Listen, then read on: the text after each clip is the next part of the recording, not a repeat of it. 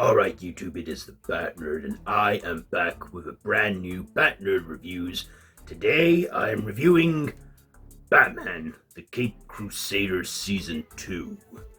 So, this is based on the DC Comics from between the 1940s and 1960s, and it stars Hamish Linkler, Jason Watkins, Eric Morgan Stewart, Crystal Joy Brown, John DiMaggio, Gary Anthony Williams, and Michelle C.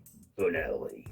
So, Season 2 continues from Season 1. Batman is out solving crimes, stopping bad guys, mainly the pursuit of Rupert Thorne's gang, and of course, now run by Eddie Nigma, the Riddler.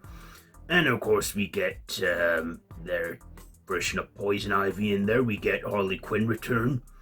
And we get this one person who's setting up this whole thing with people laughing and freezing to death. And of course, it is obviously the Joker. So what did I like about this season? Well, we had 10 episodes again. Great voice acting from Hamish Linkler and Jason Watkins as Batman and Pennyworth.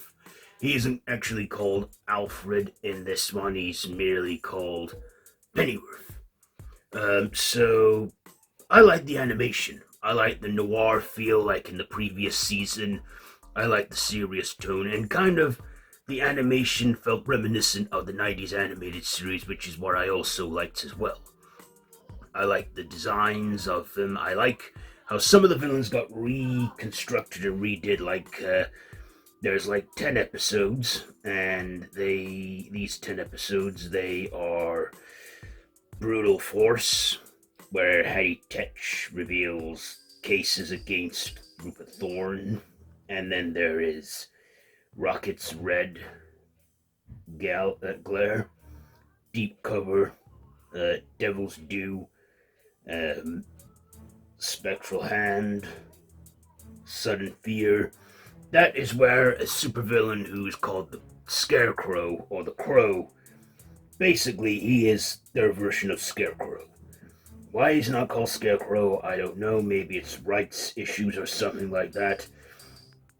And then her Dark Reflection, Zero Hour, where we get Mr. Zero, who is clearly Mr. Freeze. And then we get Dead Before Dawn and the Laughing Death. So yeah, we get a few of the characters renamed, and some of the characters changed up a bit, including Hattie Tetch, who is obviously the Mad Hatter, but she's more like a TV personality in this one. We also see, Joker in this at last, after the tease at the end of the first season, and of course we see him throughout the season, leading up into the big finale where it features him facing off against Batman. And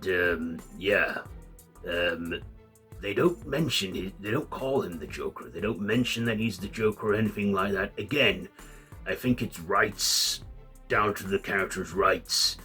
This is on Amazon Prime after all, and maybe they could only use so many Batman characters that they had to work their way around it, or something like that, I think. But, you get the idea of who they're supposed to be. We get another little crime fighter in there called Crime Smasher or something, who is a little kid who Batman had saved once, and that's in the 0 Hour episode.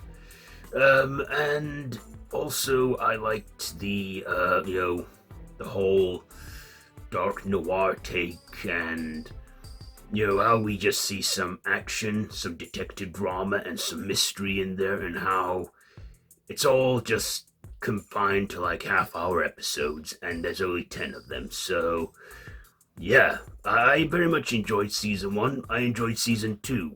Will we get a third season? I don't know yet, but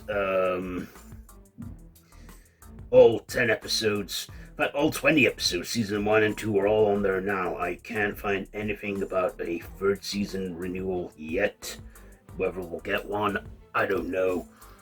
But also, they definitely aren't shy away from any shock deaths.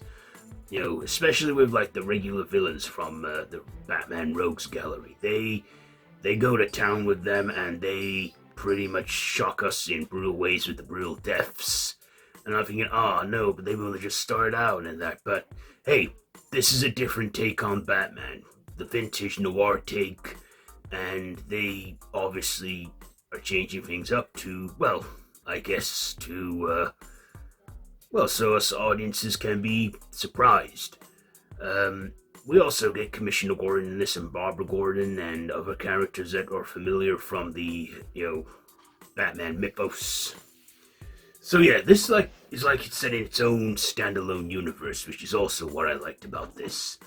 I very much enjoyed this season.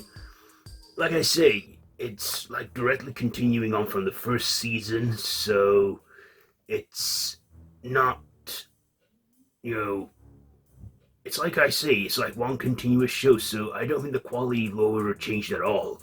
It stayed as it was, and I liked it for that.